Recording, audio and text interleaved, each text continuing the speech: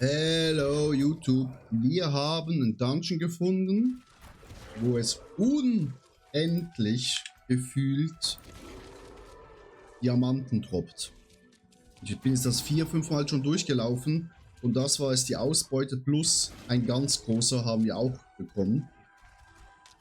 Das Dungeon ist im neuen Gebiet hier oben, Subo. Was ihr machen müsst, ihr geht rein, schnell.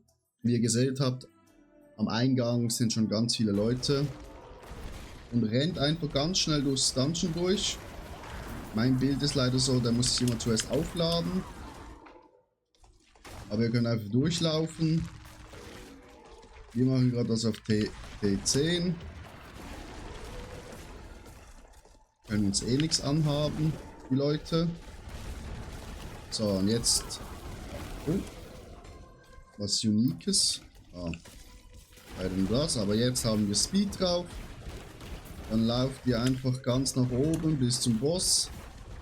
Ist auch nicht so ein großes Dungeon. Zack. Hier sind wir beim Boss. Tötet den schnell.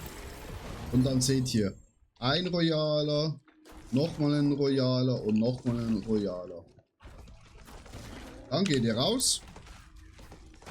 Ganz einfach rausgehen, druckt auf die Map, druckt Reset Dungeon und macht das nochmal. Und so farmt ihr richtig viele Royal Diamanten, Gems, keine Ahnung wie man die genau nennt. Und wenn ihr Glück habt, droppt auch ein ganz großer.